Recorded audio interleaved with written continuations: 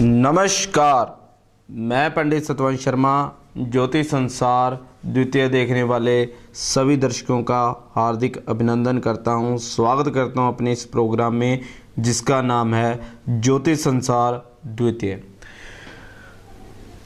जैसे हमारी बात आ रही है कि क्या ज्योतिष एक साइंस है या ज्योतिष एक अध्यात्म है, ज्योतिष के द्वारा बताए गए रतन कुछ काम करते हैं या नहीं, या ज्योतिष के द्वारा बताए गए उपाय कुछ काम करते हैं या नहीं, ये सब जाने आप मेरे साथ मेरे इस प्रोग्राम में जिसका नाम है ज्योतिष संसार द्वितीय।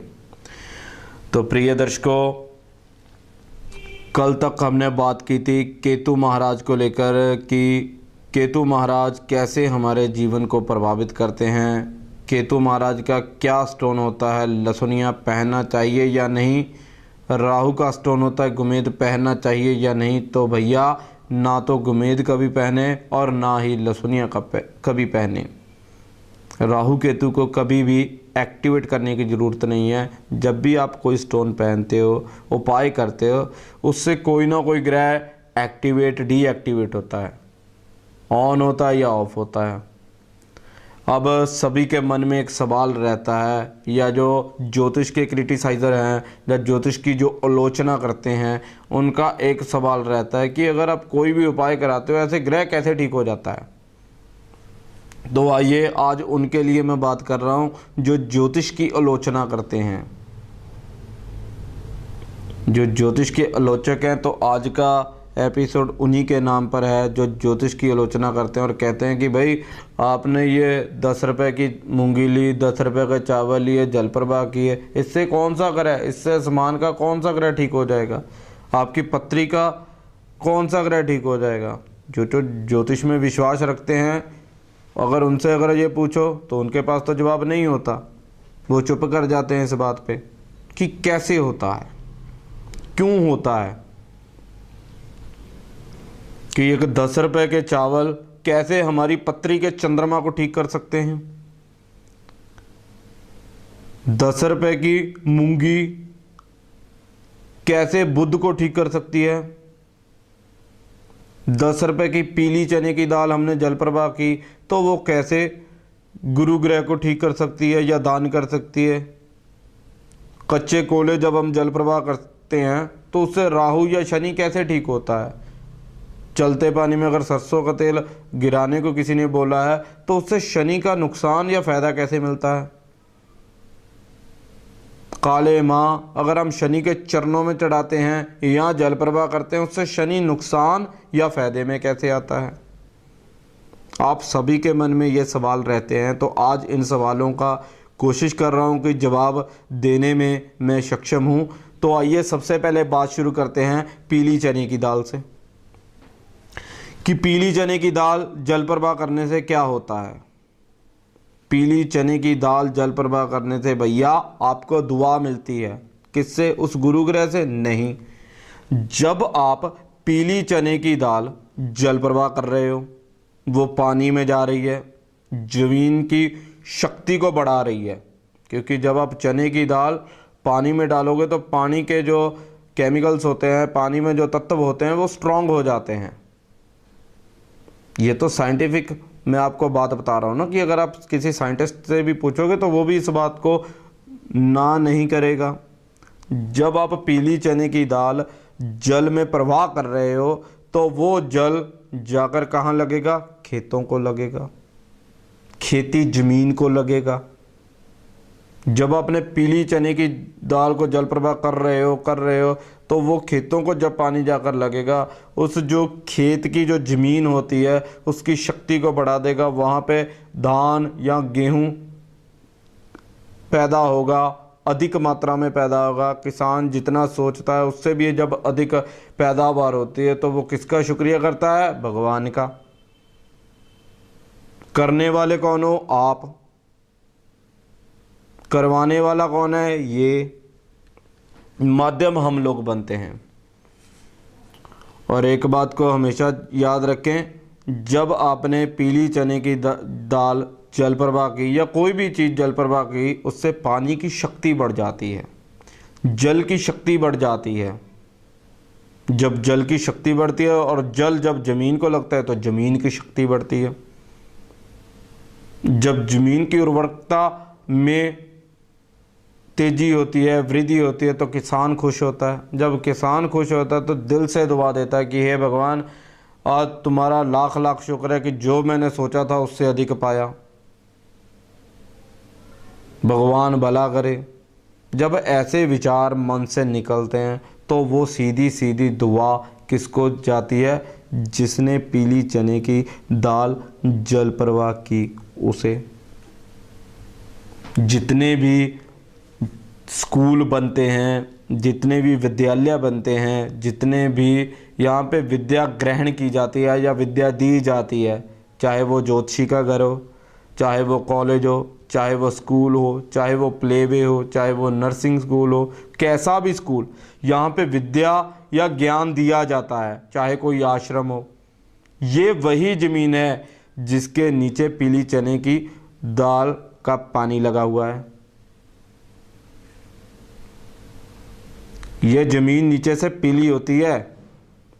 आप किसी भी अच्छे से अच्छे स्कूल, अच्छे से अच्छे विद्यालय, अच्छे से अच्छे कॉलेज में चले जाइए जिसका नाम है दुनिया में, अगर उसकी ज़मीन को अगर आप चेक करोगे तो वहाँ की मिट्टी क्या होगी? पीली मिट्टी। ये पीली मिट्टी कैसे बनी? उस चने की दाल से, या यूँ कहें कि किसी भी प्रकार की पावर के बढ़ने से, जो गुरु का कारक होता है, क्योंकि गुरु कारक होता है स्टडी का। तो उस जमीन पे क्या बनता है? विद्यालय बनते हैं। यहाँ से लोगों को शिक्षा मिलती है। उस जमीन पे क्या बनता है? ज्योतिषी का घर बनता है, जिससे लोगों में ज्ञान और विचार जाते हैं।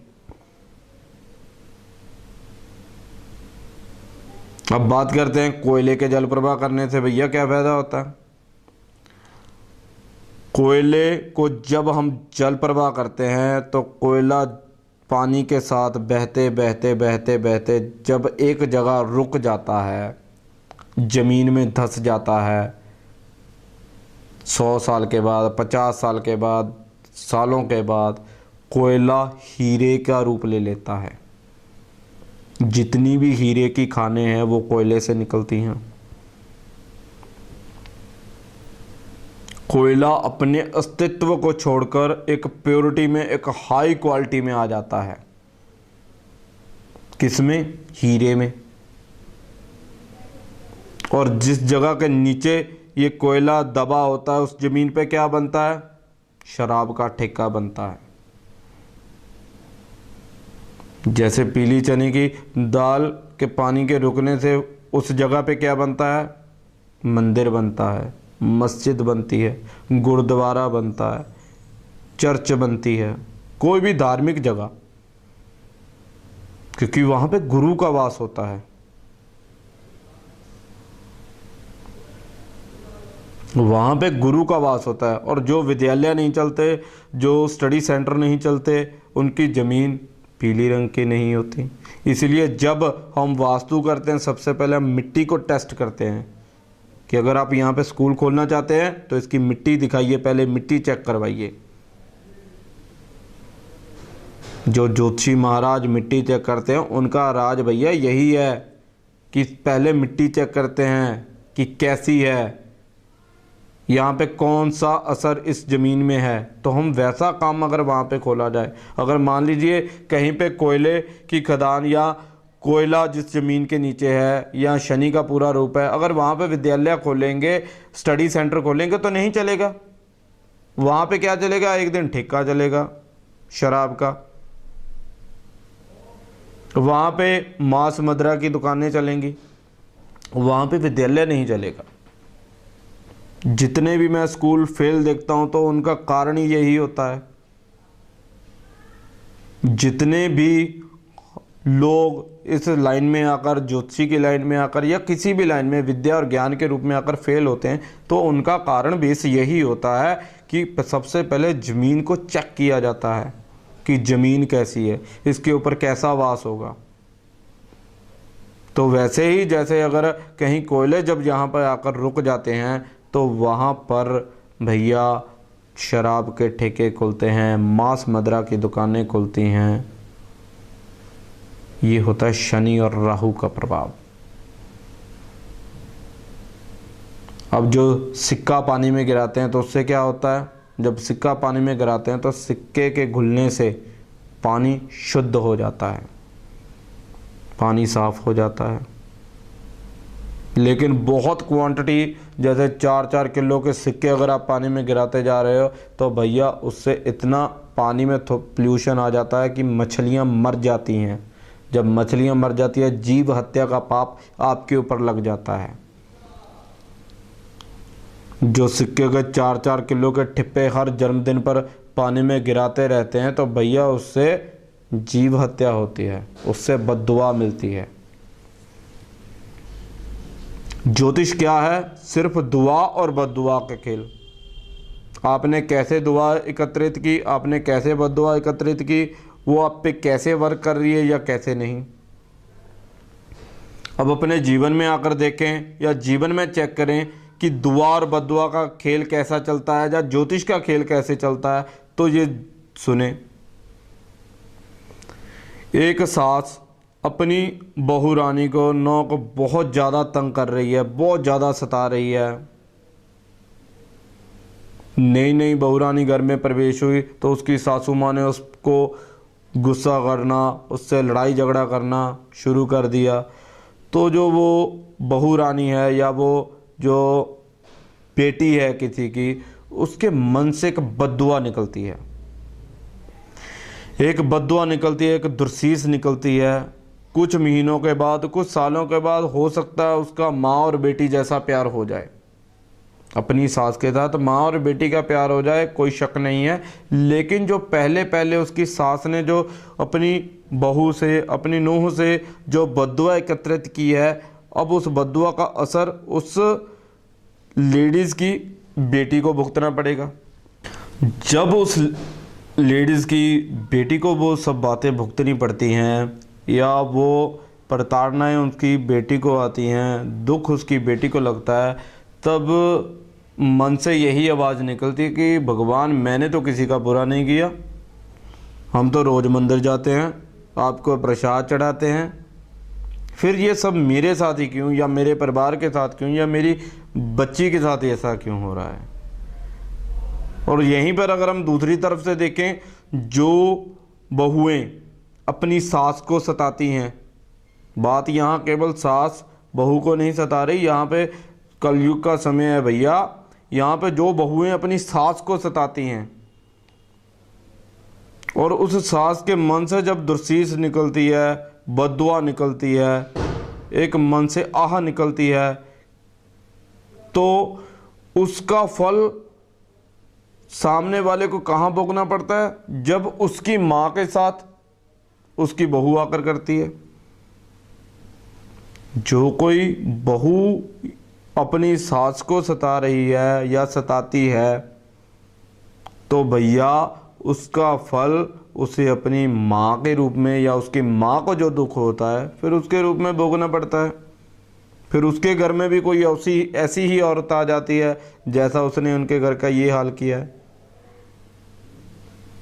उसके घर में भी फिर वही सब कुछ ड्रामा चलता है, फैमिली ड्रामा जो इनके घर में चला। ये बात हो रही है दुआ और बद्दुआओं को इकट्ठा करने की। हमने कहाँ से दुआ ली, कहाँ पे बद्दुआ ली। तो इसलिए जितना भी हो सके भैया दुआ एकत्रित करें। जितना आप दुआ एकत्रित करोगे, जितनी आप लोगों की दुआ लोगे, उतना आप ज़िंदगी में कामयाब होते जाओगे। दुआ का दूसरा शब्द हम यूँ आशीर्वाद कह सकते हैं कि लोगों का आशीर्वाद, छोटों का प्यार, बड़ों का सत्कार करें। जो घर में आए अपने मेहमानों का आदर नहीं करते, या यूँ कहें कि कोई बहू अपने घर में आए मेहमान, या अगर 2 मेहमान अधिक आ जाएं उसके ससुराल पक्ष से, तो माथे पे शिकंस आ जाती है, माथे पे त्योड़ियाँ आ जाती हैं कि अब क्या हो गया। जब मन से ये सब भ्रम निकाल दोगे, भेदभाव निकाल दोगे, तो भैया आप ज़िंदगी में कामयाब हो जाओगे। आपकी पत्री आपकी सहायक हो जाएगी और आप ज़िंदगी में उन सभी वस्तुओं का या उन सभी ऐश्वर्यों का आनंद प्राप्त कर सकोगे। तो अब समय तो इजाज़त नहीं दे रहा कि आपसे और बातें की जाएं, तो कल तक के लिए आज्ञा दीजिए। नमस्कार। हमारा पता नोट करें, हाउस नंबर 42, गली नंबर 1, नजदीक श्री राम शरणम भवन, न्यू टीचर कॉलोनी, नवा शहर। Mobile number 9872065787। शुक्रिया।